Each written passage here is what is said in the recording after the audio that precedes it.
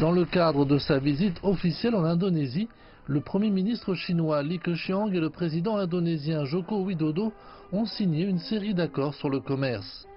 Le président Widodo a exprimé le solide partenariat établi entre les deux pays qui peut constituer un avantage non seulement pour promouvoir les développements économiques, mais aussi pour l'harmonie et la prospérité.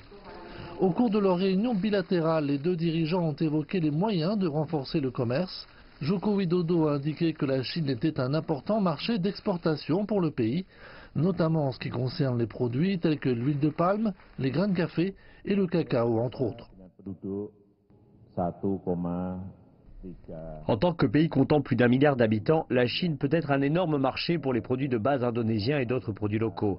J'ai parlé au Premier ministre Lee de l'importance d'accroître les exportations vers la Chine, chose qu'il a saluée.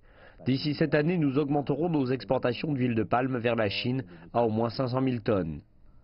En plus du commerce, le Premier ministre Lee et le président Widodo ont également discuté du rôle important que joue la région de l'ASEAN. Le chef du gouvernement chinois a rappelé que depuis 50 ans, la région contribue au maintien de la paix et de la stabilité en Asie du Sud-Est. Il est important que la Chine et l'Indonésie travaillent ensemble car nous partageons de nombreux intérêts mutuels. Je suis heureux de voir la croissance positive de l'économie indonésienne. L'Indonésie est le plus grand pays d'Asie du Sud-Est. Nous croyons que l'Indonésie peut être la base pour établir des relations entre la Chine et les autres pays d'Asie du Sud-Est.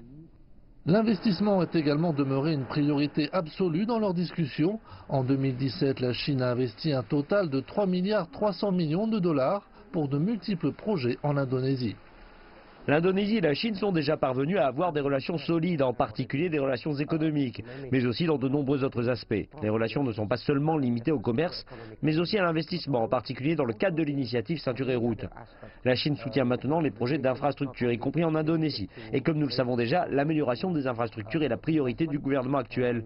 Je pense que cette visite est très importante et qu'elle peut renforcer les relations, voire plus, entre la Chine et l'Indonésie.